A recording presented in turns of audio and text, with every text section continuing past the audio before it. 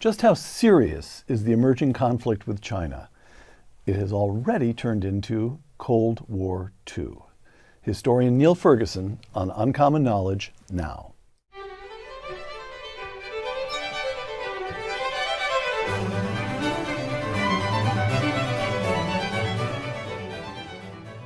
Welcome to Uncommon Knowledge. I'm Peter Robinson.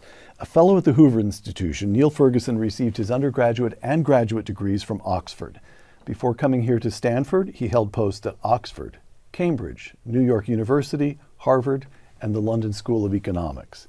Dr. Fергüson is the author of more than a dozen major works of history, including The Pity of War, Explaining World War I, The Ascent of Money, Empire, How Britain Made the Modern World, and, we come now to today's topic, Kissinger, the Idealist, the first volume of his two-volume biography of Henry Kissinger, one of the most important figures of the first long Cold War. Dr. Fергüson is now completing his second volume of the two-volume biography of Henry Kissinger. Completing it, yes, Neil? Yes, that's the plan. Got it. All right. Nil Fергüson in National Review. There was a First World War, then there was a second. They were not identical, but they were sufficiently similar for no one to argue about the nomenclature. Similarly, there was Cold War I, and now we are in Cold War II. All right, here's what I take the term Cold War to mean. The conflict with China will last 2 or 3 generations, generational conflict. We'll find ourselves living under nuclear threat again, and the very existence of our civilization is at stake.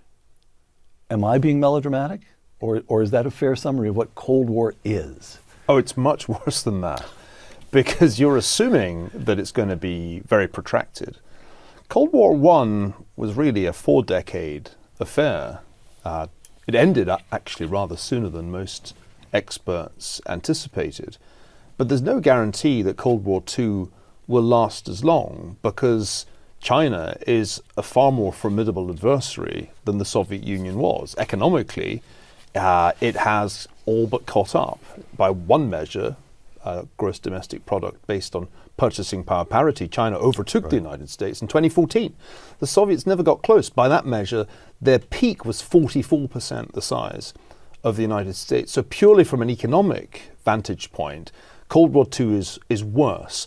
From a technological vantage point, it's also worse, because we have the nuclear weapons of Cold War I. Of course, we have superior weapons to the weapons they had at the beginning of Cold War I, but we also have a lot of things that they didn't have in Cold War I, from artificial intelligence to maybe quantum computing.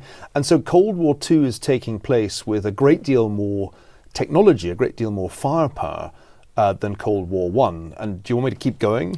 Go ahead. I'll give you one more reason for being worried. I'll spend the rest of the show trying to find a note of cheer. Well, let's stare reality in the face. In Cold War I, it was really quite hard for the Soviets to find out things about the United States, because the number of Soviet citizens in the United States was pretty small throughout, and we knew who they were and where they were, and there was some penetration of American institutions, but by comparison with Cold War II, it was nothing. In Cold War II, you have massive social and economic interpenetration. There are all kinds of ways in which the Chinese can find out things about our relatively open access society and economy, and not just by being here, though they certainly are here in much larger numbers than the Soviets were, but also electronically. So I do think, before we just assume, oh, Cold War II will be a bit like Cold War I in terms of duration, I don't think that's guaranteed. Nor is it guaranteed that we win, because of course we won Cold War I. We shouldn't assume that we'll win Cold War II. All right. We'll come back to this. Whose phrase is it, the correlation of forces? That was a Stalin phrase. Stalin phrase. It was certainly a Marxist-Leninist. But your man Kissinger, it's actually a sensible analytical starting point. Their economy, our economy. You've just taken us through that. We'll return to that. It's a Marxist-Leninist concept that you can think of power in those terms. I mean, if Henry Kissinger were sitting here, he would say that there was always a moral dimension, in addition to the material dimension. That's one of the reasons I called Volume 1 of that biography The Idealist. But it's good that we've brought him up, because you don't need to take it from me that we're in Cold War II. just ask Henry Kissinger, who at the age of 99 knows a thing or two about Cold Wars. I'll tell you a little anecdote, Peter. Mm-hmm. When I first started thinking about this in 2018, I had to summon up the courage to ask Kissinger, are we in a Cold War? And I asked him, actually in China at a conference in late 2019, and he gave a great reply. He said, we're in the foothills of a Cold War. A year later, he upgraded that in 2020 to the mountain passes of a Cold War. When I asked him about it last year, he said, almost taking it for granted that we're in Cold War II, that the new Cold War would be worse, would be, to be precise, more dangerous than the first Cold War. So I'm not just winging this, I'm basing this partly on his insights. I take you as an authority in your own right, Neil. But now I'm truly staggered by this. Taiwan, just off the coast of China, an island about the size of Maryland, half the size of Scotland, population 23 million, a genuine functioning democracy with a thriving free market economy. The position of the Chinese Communist Party is that Taiwan is not independent, but properly speaking, a part of China that therefore should be under the control of the Chinese Communist Party. An event and a quotation. Here's the event. Last month, the president of Taiwan visited the United States. No one in the Biden administration met her, but House Speaker Kevin McCarthy did. China responded with military exercises around Taiwan that included, and now I'm quoting from a Chinese release, quote, nuclear-capable bombers armed with live missiles and warships staging drills to form an island-encompassing blockade situation, close quote. I'm not sure what an island-encompassing blockade situation is, but it doesn't sound good. Here's the quotation. You, in your regular column for Bloomberg News, this is a couple of years ago, losing or not even fighting for Taiwan would be seen all over Asia as the end of American predominance in the region. It would surely cause a run on the dollar and U.S. treasuries. It would be an American Suez. Suez, the 1957 British failure to keep the Egyptians from taking Suez, and that's the moment when everybody, including the British themselves, realized Britain is no longer a global power. Okay. Correct. And Americans, why should we have so much at stake? Why should we be risking an American Suez with an island on the other side of the world? Well, it's a great question because going back to something you said a moment ago, we used to accept that Taiwan was part of China. And indeed, we still officially do have a one China policy. So one of the oddities about Taiwan is that it's not really controversial that China claims it. And we do not recognize it as an independent state. In fact, you'll get told off even for referring to it as a country in some circles. So what's changed? Because for the better part of half a century, really since Henry Kissinger and Richard Nixon figured out the Shanghai Communique with Mao Zedong and Zhou Enlai, we have gone along with the fiction that Taiwan is part of China. We've had something called strategic ambiguity since the late 1970s, and that ambiguity was that people in Congress who weren't so sure about what Kissinger and Nixon had done said, well, we have to have some commitment to Taiwan. And the commitment was an act of Congress that said, if China tried to change the status quo by force, we essentially reserved the right to take military action. But this is the ambiguity of our policy for 50 years. We kind of accept the Chinese claim that Taiwan's part of China, but we also say that if they try to assert that claim by force, we may do something about it. What's changed in the last few years is that Cold War II has begun, even if Americans don't call it by that name. Mm-hmm. Increasingly, since around 2018, the United States, and this is true of both Republicans and Democrats, has taken a tougher stance on China generally and on Taiwan specifically. President Biden, on at least 3, maybe 4 occasions, has seemed to repudiate strategic ambiguity. A number of leading policy intellectuals, Richard Haas, former Grand Panjandrum of the Council on Foreign Relations, said in 2020, why do we carry on with this strategic ambiguity nonsense? Let's be unambiguous in our commitment to Taiwan. Nancy Pelosi, the former Speaker of the House, paid a visit to the island in which she acted, to all intents and purposes, as if Taiwan was an independent state she was visiting. So I think there's been a significant shift in our general attitude towards China and our specific attitude towards Taiwan. And the Chinese, in turn, have been upping the ante. And you gave one example there, the recent blockade exercise at the time of Speaker McCarthy's meeting with the Taiwanese president. But they did something very similar when Nancy Pelosi was in Taiwan. So we are moving quite fast in the direction of a showdown over Taiwan after more or less half a century of strategic ambiguity. So let me ask this. Let me give you a couple of scenarios and see what you do with them. Here's one. Here's the example of Hong Kong. China just took Hong Kong. And here's what we did about it. A couple of sharpish statements from President Biden. And nothing else. Nothing else. How did people in Hong Kong respond? Well, students demonstrated. The demonstrations are over. They've been suppressed.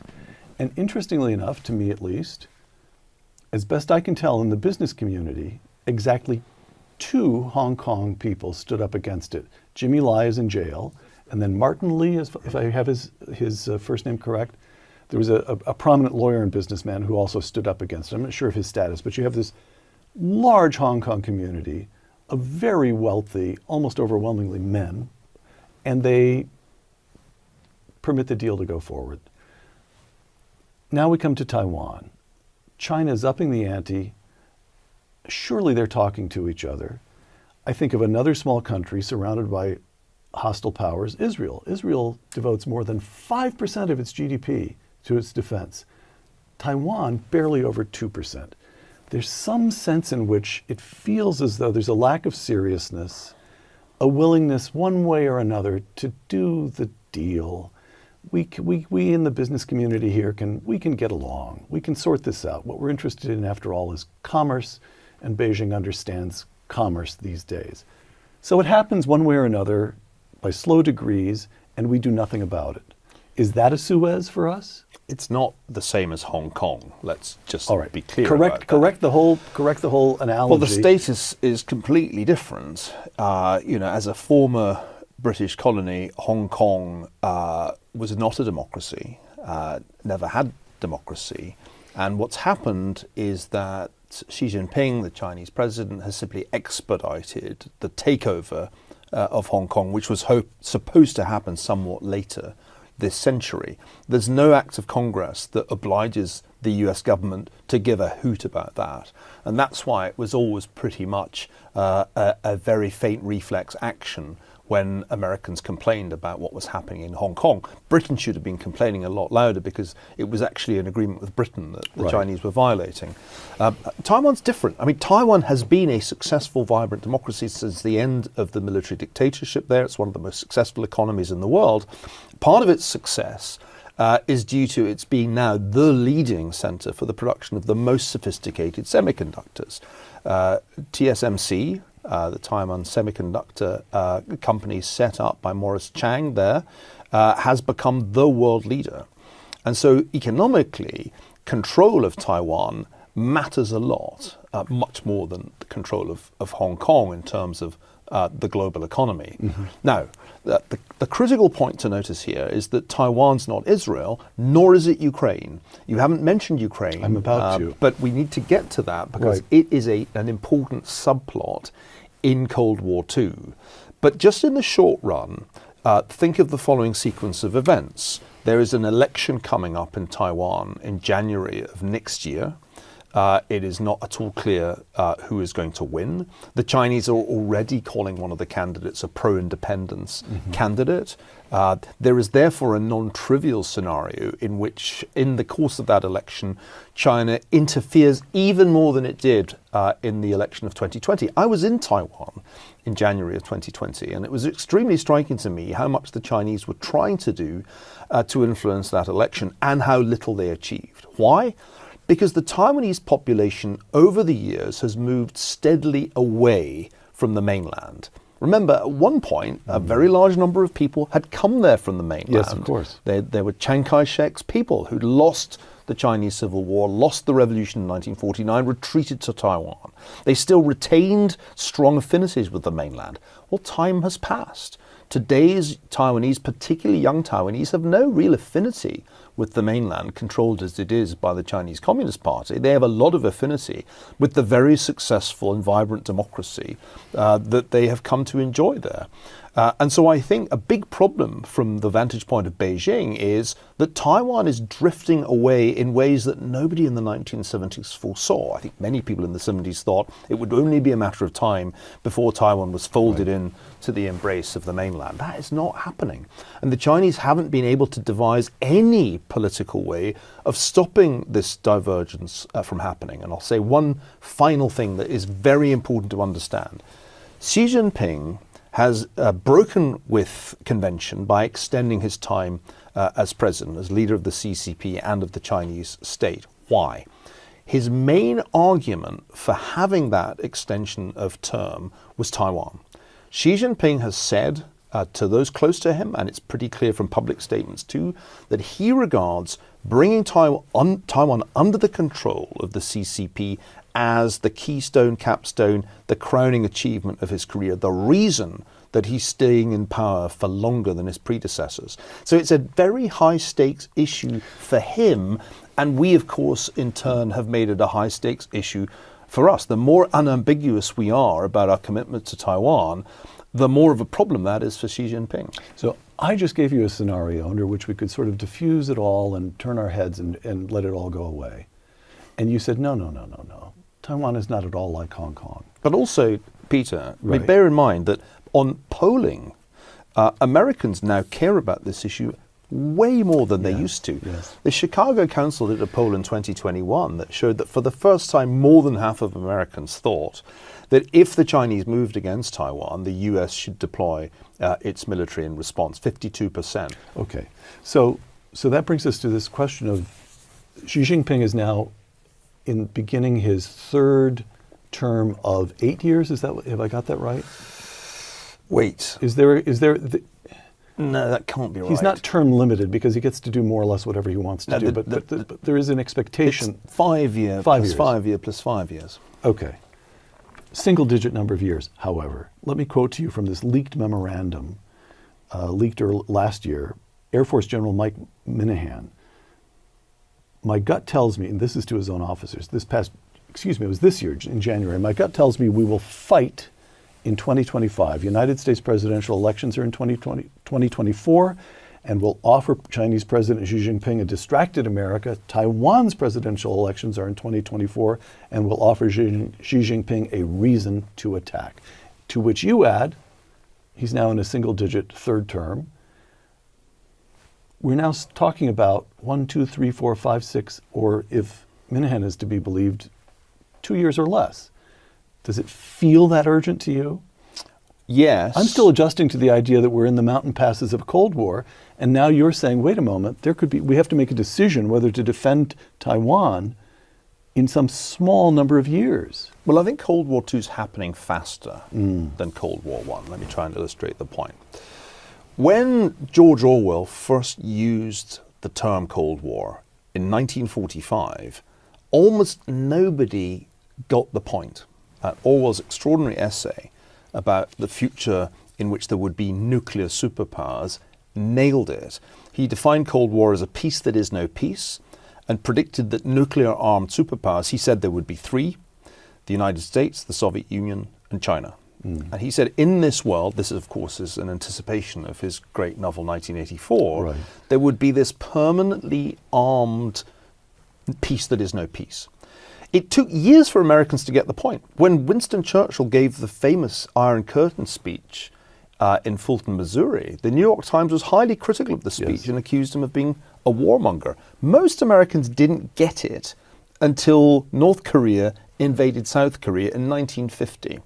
And that's the analogy I'd like to suggest to you with Ukraine. The war in Ukraine is the first hot war of Cold War II. And just as the Korean War was the first hot war of Cold War I, it's the moment of revelation in which people in the United States begin to see that this is serious. Remember, Putin would not have invaded Ukraine without a green light from Xi Jinping.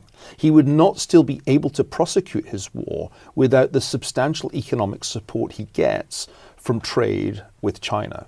So I think we should imagine the Korean War, Ukraine War analogy. That gets us to the 1950s. That's the sort of early 50s. And the war is going to play out pretty much like the Korean War did. A year of really serious fighting and back and forth, and then attrition, and it all gets bogged down and stalemate. And then eventually you start some kind of armistice process. You never actually get to peace. I could see all of that playing out. Mm-hmm. But what we're talking about with respect to Taiwan is the equivalent of the Cuban Missile Crisis, which happened, as you know, Peter, in 1962. Yes. I think we could get to 1962 a lot faster than they did in Cold War I, and we'll call it the Taiwan Semiconductor Crisis. And here's the interesting thing about this crisis. I do not know if it happens next year, if it happens in 2025, if it doesn't happen until 2028, but it is highly likely to happen this decade. The variables that are crucial here are the Chinese are not ready militarily to achieve a successful amphibious invasion. They would be taking immense risk if they did that now, and I don't think they will. I think they're in a position to blockade the island, but I'm not sure they're ready for the consequences if we decide to run that blockade and take them on. So right. I think they're not quite ready for prime time, but they cannot wait indefinitely. Why? Because to go back to our earlier discussion, every passing year gives the United States time to get Taiwan ready to defend itself. It's not now. But we know that this is the issue, and we have got a coherent strategy which we could execute to make Taiwan much harder to invade than it currently is. And that's why I think the time frame is measurable in single-digit years. It's not something that Xi Jinping can say, oh, I'll take care of it in 2030. That is just not an option for him. So I return, though, to you're saying all kinds of fascinating things about the people of Taiwan. I understand that we consider Taiwan part of China. China obviously considers Taiwan part of China. But what you're saying is that whatever this diplomatic, I won't go so far as to call it a fiction, but this diplomatic form of words, even as we now know, as a result of the Russian invasion, Ukraine has become a real nation. It exists in people's minds. They now think of themselves as Ukrainian in a way that may have been ambiguous before. Taiwan as some kind of entity, I don't know that the word to use is nation, but in the minds of the Taiwanese people, they are not Chinese. Question then, why aren't they spending more time and resources? Why aren't they spending quite a lot more resource making themselves harder to take on? This is the piece of the puzzle I cannot. President Tsai comes over here. She seems courageous. She insists on democracy, insists on free markets, takes that meeting with Kevin McCarthy knowing that it's going to cause all kinds of mayhem back at home, and indeed it does.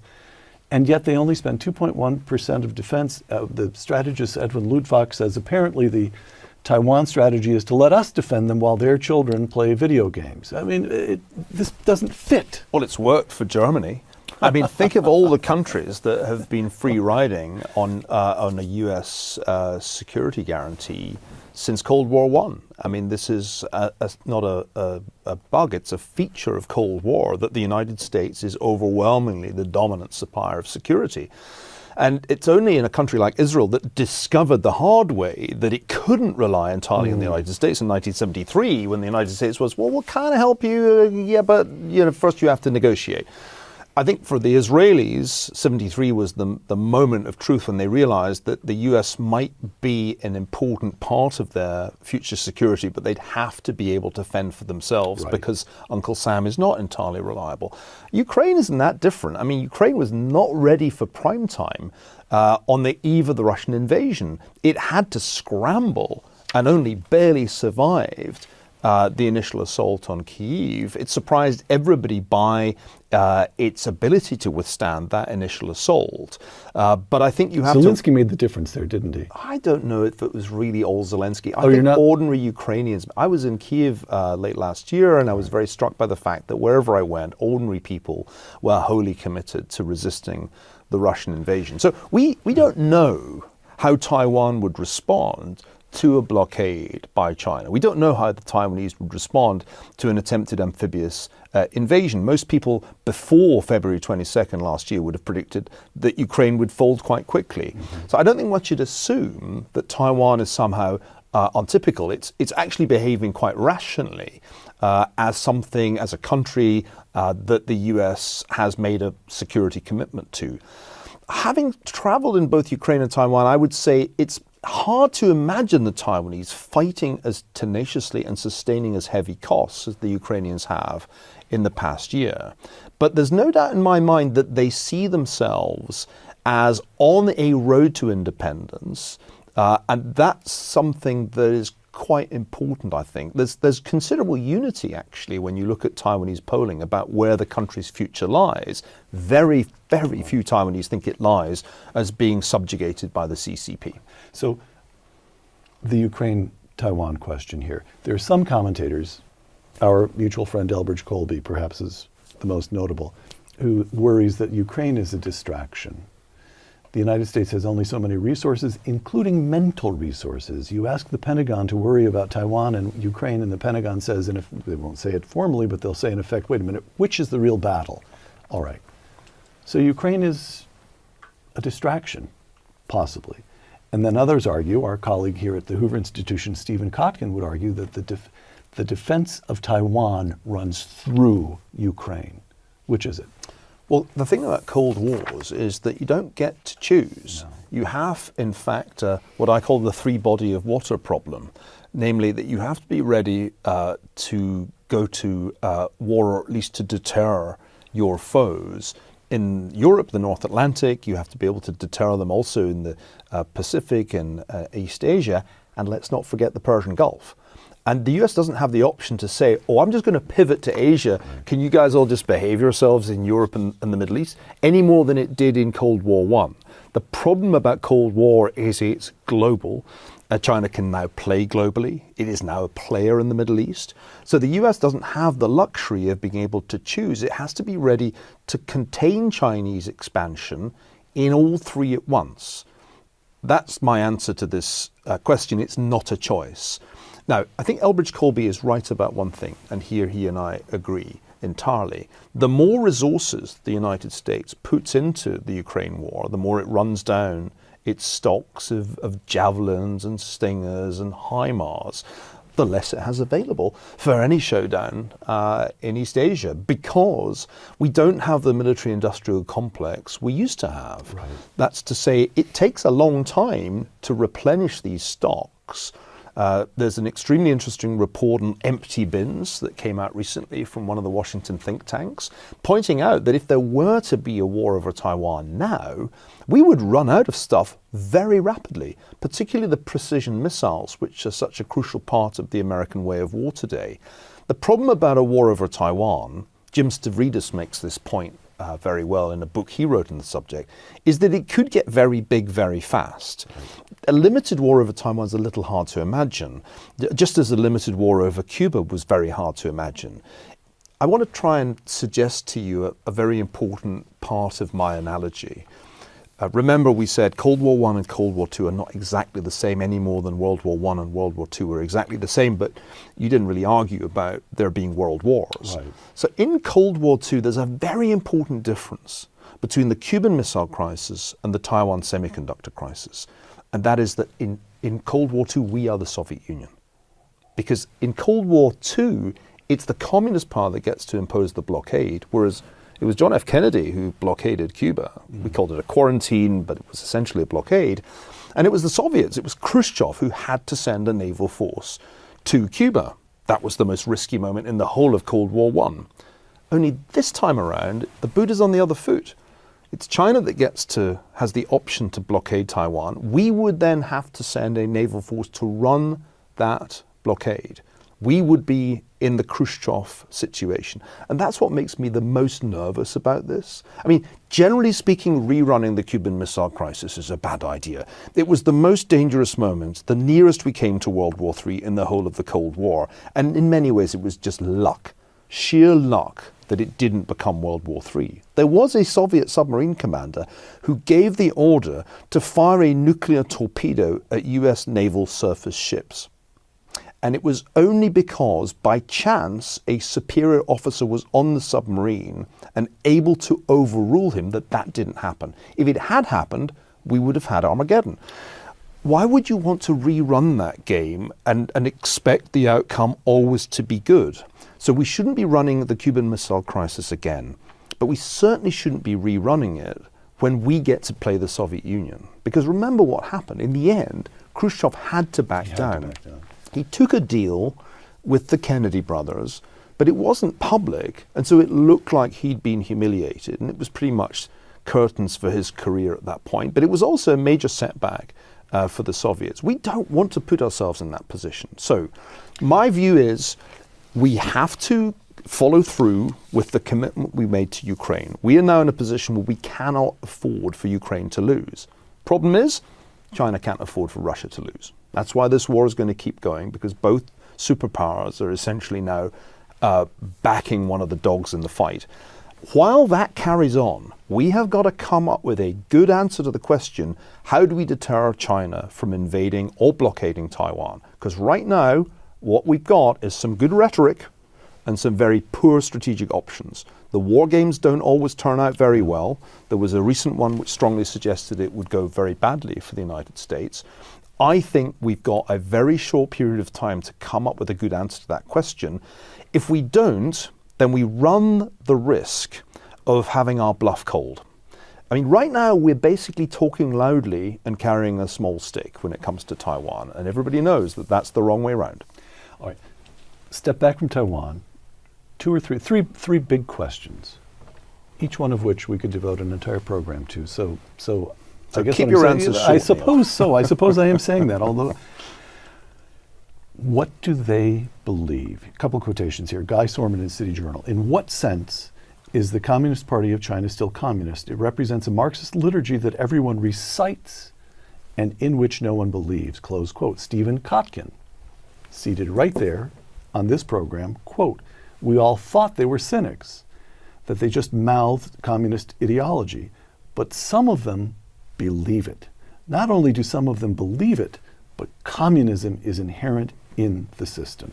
Okay, so even as during Cold War I, there was this constant back and forth between no, it's just another imperial power, this is another iteration of great power struggles, we know roughly what to expect of them.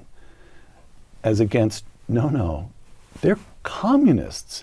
They have a fundamentally different view of the relation of man to government, of man to God, of one society to another, and their ultimate aim, do them the courtesy of taking them seriously. It's in writing. They want communism to triumph throughout the world. We have the same back and forth today with China. What do they believe? Well, Professor Kotkin is always right. That's a good starting That's rule point. 1, and rule 2 is see rule 1. And on this issue, of course, he's right. They are Marxist-Leninists, to be precise. I think Xi Jinping in particular should be understood both seriously and literally as a Marxist-Leninist. But again, I spent time in China prior to the pandemic. I was a visiting professor at Tsinghua. I remember having a meeting with the director of research at the Chinese Communist Party, who's really rather an important figure. And he said in the course of that meeting, oh, by the way, the Standing Committee of the Politburo is rereading Marx and Engels.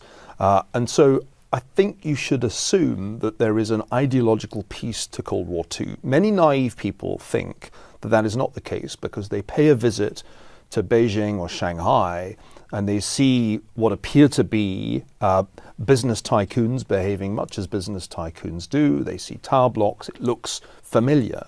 But you really need to understand that behind this patina of capitalism, there is still a Communist Party in charge.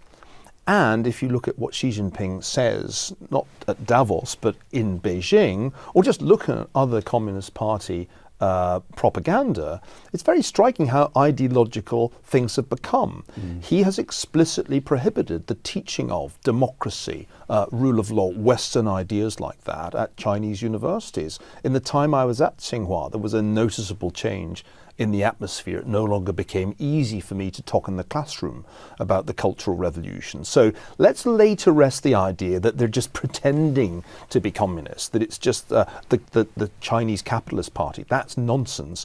And the ideological piece explains the belief that there is an inevitable collision coming with the imperialist West, which I think does underlie Chinese strategy. Xi Jinping, I think, it's pretty clear, has told the party and the country to prepare for war.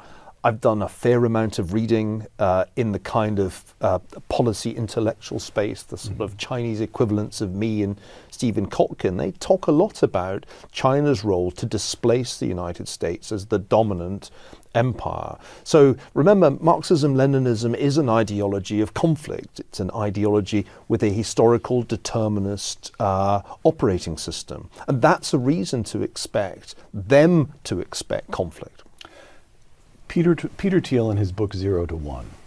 We're talking about a book that's now a decade old. So I don't even know whether Peter would restate this today.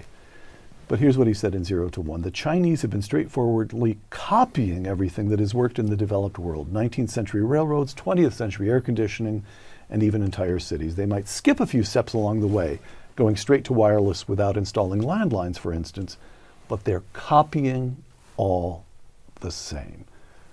Okay, this is an important point, because there is an argument that what we have, they outnumber us. You've just explained that by at least one measure, their economy is already bigger than ours. They outnumber us. If they choose to do so, they can outspend us on defense. Here's what we have.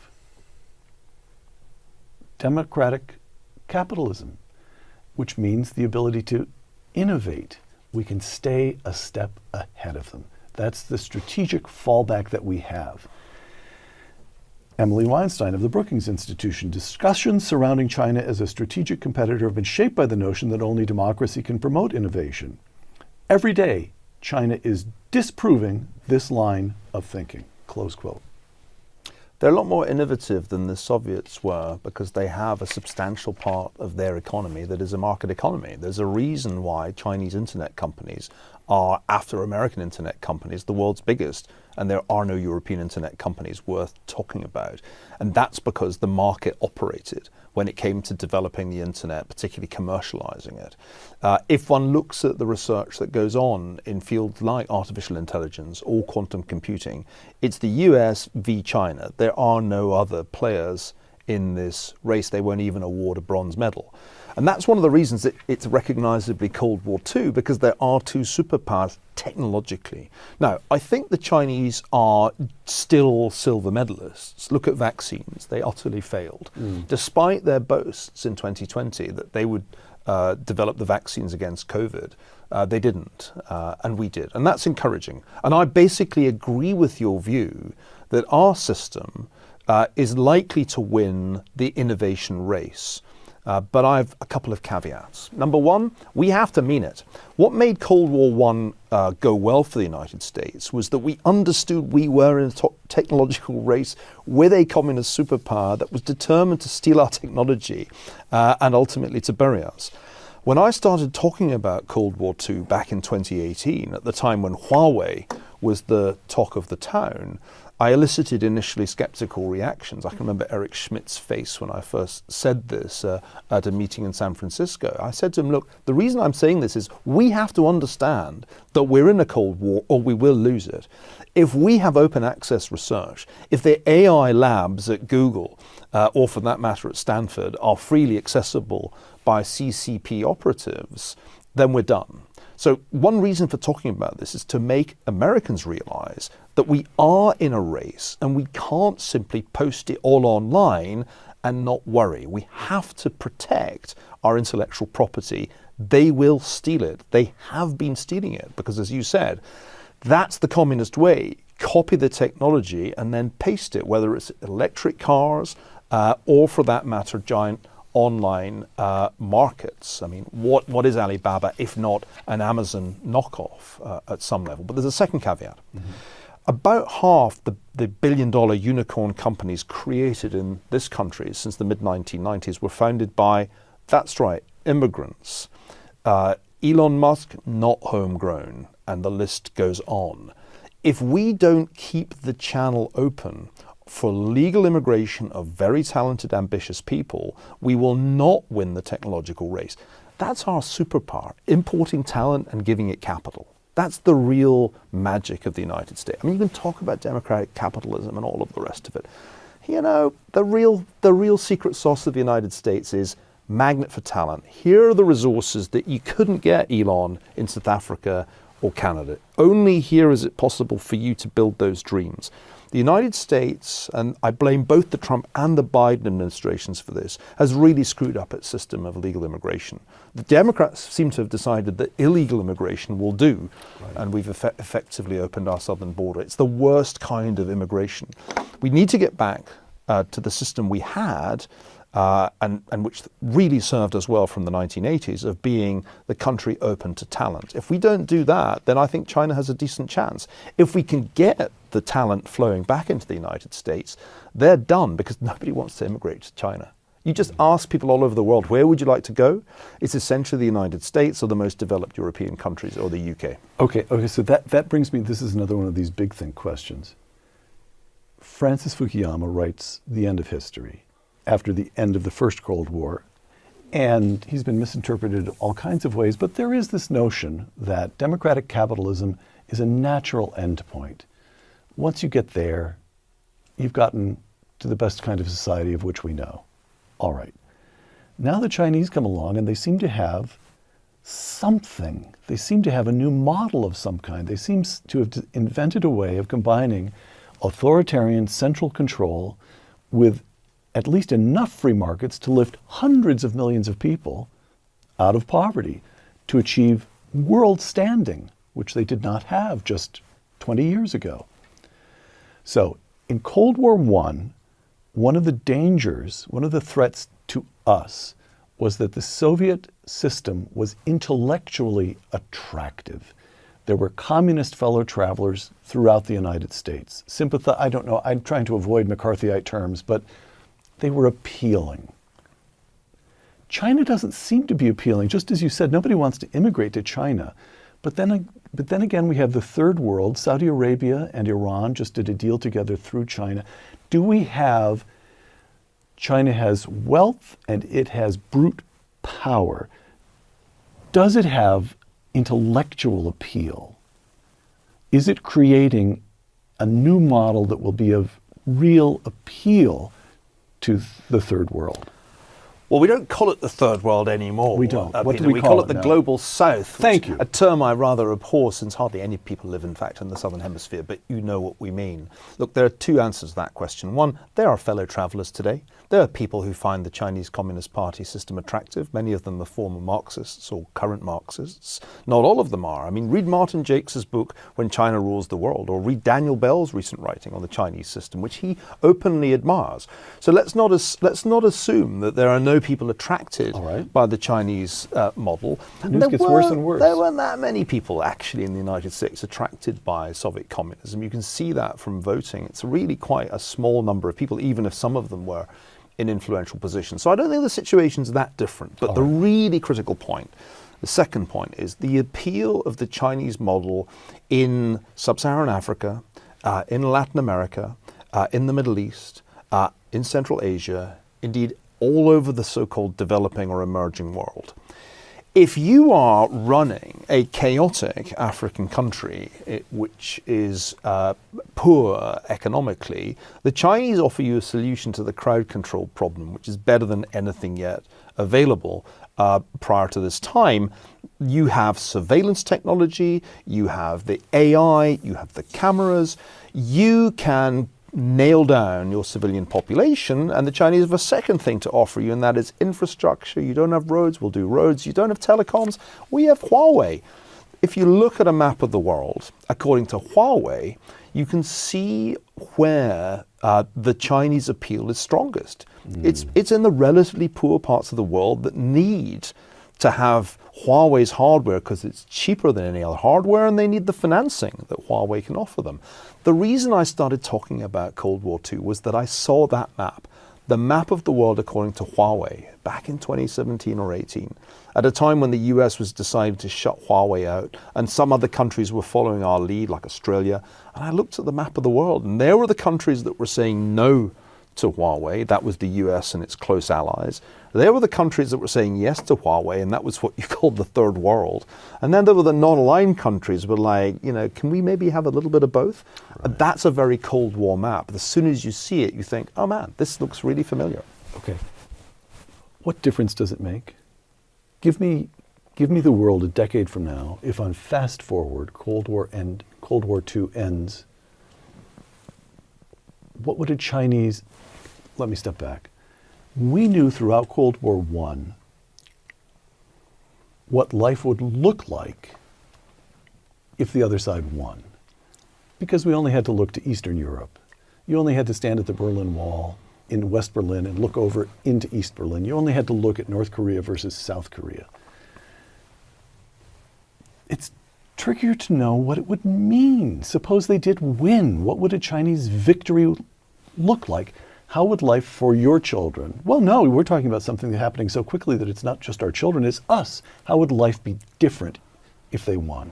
What's at risk? Well, first of all, let's remember that there are kind of three paths to think about. There's the disastrous path, the World War III path, right, where we go head to head over Taiwan or somewhere else and things escalate, and before you know it, those nuclear weapons are flying. That is not to be dismissed out of hand. I think one of the big dangers about a US-China war is that there would be no stopping it from escalating. So that's a future we certainly want to avoid, just as we wanted to avoid it in Cold War I. Then there's a second plausible scenario in which there's a showdown and we fold. That's my American Suez. That's the moment when we suddenly discover, the United States is not numero uno anymore. It can't actually uphold its dominance in the Indo-Pacific region. And I think that is also something that would be undesirable. By the way, and after the British Suez, after the Suez, life went on in Britain. Living standards continued to rise. Well, let's not get carried away here, because there were significant prices to be paid for the end of empire. One of the most enjoyable features about being an American is that you are the issuer of the world's reserve currency and the currency that is favored in almost all international transactions, and you can sell your 10-year treasuries to the rest of the world, and the rest of the world will buy them because they foolishly think it's a risk-free asset. So if you lose geopolitics, as Britain did in the late 1950s, it's amazing how rapidly your currency can depreciate. I mean, it's not that long ago that it was $1.07 to the pound. That was during the Liz Truss fiasco. It was $4.86 when Britain's empire was up and running, and that's to be taken very seriously. The United States would find it expensive to be a second-tier power. The RMB is not a convertible currency, but as I just pointed out in a new piece for Bloomberg Opinion, it is a currency that is being used more and more in transactions by China's trading partners. We should not underestimate how quickly the structure of the international financial system would change if the US was no longer the credible number one global superpower. But then there's a broader question, which I think is what you're really getting at, Peter. And what's the world like if China is number one? I think that's not a very agreeable world to live in, because China's attitude towards individual rights, human rights, is on display in, you don't need to go to another planet, you just need to go and see the way in which the Uyghurs are treated in Xinjiang, where there are labor camps, where perhaps 1 million people are under detention. There are re-education programs. There are policies with respect to fertility that could easily be characterized and have been characterized as genocidal. So let's not forget that at the heart of this system is the old totalitarian devil, the old dark force that we once understood so well in Cold War I, when we had to stare the Soviet system in the face and imagine what its extension would be like. I'm not sure the expansion of Chinese power would be significantly different wherever it encountered resistance. If China's in a position to export its model of social control and state surveillance to Africa, where almost all the population growth is going to be for the rest of this century, then a rising share of humanity finds itself under the great Beijing panopticon.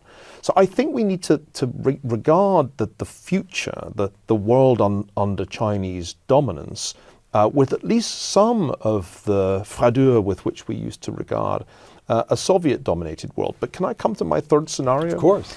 The third scenario, which I think is the plausible one, is that we find ourselves trying to prevent the expansion of Chinese power in multiple theatres. Containment is not the word we necessarily use because that was George Kennan's word, but we're already doing it. And it's funny really to be engaged in a Cold War without acknowledging that. But if you look at the Biden administration's national security strategy that just came out, it says we're not in a new Cold War, no new Cold War, but everything in it implies that we're in a Cold War. What is the goal that they're currently pursuing? To limit China's ability to catch up with us technologically by cutting it off, that's what the Commerce Department did last year, from the most sophisticated semiconductors and the people and technology you need to make them. So we've kind of put the sanctions on China ex ante rather than waiting for a showdown. That's a really important part of Cold War. The effort of the leading power to preserve its technological leadership by preventing the rising power from catching up. I think that's the plausible future that we have to fight in multiple geographies, but above all, we have to fight to maintain our technological leadership. That's the future I think we're in. Okay, here, last. I'm sorry, but before we leave that, why don't they call it a Cold War? I mean, I just think, know why. I think of John Kennedy's inaugural address. We will bear any burden, oppose any foe, and his ratings. It was in some ways it was beyond bracing. It was thrilling to the country to feel that it was defending itself and liberty. So why not? Why wouldn't Biden go before Congress and say, my fellow Americans, this is the moment? Well, we will at some point get a president who does that, but we're currently, remember, in that early phase of the Cold War when we don't want to face it, and we think that if we call it by its real name, we'll somehow make matters worse because we'll upset Xi Jinping. And I think that sense that it would be rather undiplomatic to call it a Cold War in public is very widespread. You talk to people in the State Department or in the European, particularly in the European foreign ministries, and that's what you'll hear. Oh, don't call it that, Neil. You'll really upset them. And that's classic early Cold War. Right. Remember how we used to worry about Uncle Joe in the period between 1945 and 1950? That sense that you got from the New York Times reaction to the Fulton, yes, Missouri exactly. speech. We're in that state of mind. So the next president, I hope, will be able to speak more candidly about where we are. But there's another reason. Yep. And the other reason is that this administration is much more interested in going after the enemy within, the MAGA Republicans, whom they like to portray as the existential threat to America. They far rather focus on that for political reasons than focus on the threat posed by China. I think that's unfortunate because one of the lessons of Cold War I is our vulnerability is our capacity for internal division. Yes. Things went most wrong in the Cold War when the United States was most divided over Vietnam in that period from the sort of late 60s to the early 70s when the country was really very, very deeply riven. That is not a problem they have in China. And that's, I think, something to bear in mind. So last question. The last question, give me a moment to set this up, and then I'll just toss it to you. But I'll need a moment to set it up. Here's George Kennan. You mentioned George Kennan a moment ago. George Kennan writing in 1953. We're not talking about the long telegram in 46. This is 1953. The Cold War is now underway. Korea's already happened. George Kennan, the thoughtful observer will find no cause for complaint in the Kremlin's challenge to American society. He will rather experience, nobody writes like this anymore. He will rather experience a certain gratitude to Providence, which, by providing the American people with this implacable challenge, has made their entire security as a nation dependent on their pulling themselves together and accepting the responsibilities of moral and political leadership that history plainly intended them to bear. Close quote. All right, you look back at the history of Cold War I, and you can see at least a couple of moments when the United States really did pull itself together. One is when Kennan is writing, Truman has stopped the communists in Korea, we've invented NATO, on it goes. A moment of enormous diplomatic and creativity and ramping up the military as well. And then again, we pull ourselves together during the 1980s. Okay, so the thought there is if we did it before, we can do it again. One more quotation, this time from investor Ray Dalio, who has billions of dollars at stake in China. And one tends to listen to a man who has something at stake. Ray Dalio, quote, "The United States is having financial problems, it is having internal conflicts, and it is facing outside challenges. The Chinese are earning more than they're spending. They have domestic order, and they've had rapid improvement in education, productivity, trade. I can't say whether democracy is better than autocracy." Rather breathtaking admission right there. I can't say whether democracy is better than autocracy, but China's not like the United States, which is at risk of a type of civil war. Close quote. And the argument there is, maybe we used to be able to pull ourselves together, but that was a different America. Well, before we bow down before our new Chinese overlords, let me offer two thoughts about those two very different quotations from two very different men. First of all, Kennan was right. The Cold War, at least for a time, united Americans. It was something about which there was remarkably little dissent in the 1950s and right through until the late 1960s. There was a period of deep division, as I mentioned already, and then to an amazing extent, Americans came back together. Yes, they did. And even before the 1980s, one reason Ronald Reagan became president was that his critique of détente really struck home. I'm very, very struck by, as I read my way through the materials for Kissinger Volume 2, how quickly, by 1976, Americans were convinced that détente had turned out to be a mistake. Over Angola, for heaven's sake. It was Soviet and Cuban intervention in Angola that caused Kissinger's ratings to plummet and Reagan to emerge as a national figure, a credible potential candidate for the Republican Party. So, one reason that I'm talking about Cold War II is that I do think this country needs an external foe. It really helps. If we don't have one, we just fall apart. We just tear one another to pieces.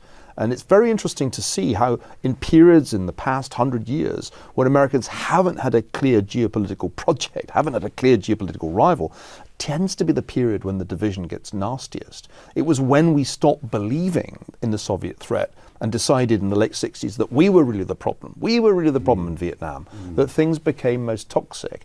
So maybe this is just the immigrant's eye view, but I do think, my fellow Americans, you do play better when there is a clear external threat. So let's not underestimate how much that probably helps. Notice, bipartisanship is back on one issue and one issue alone, and that's China.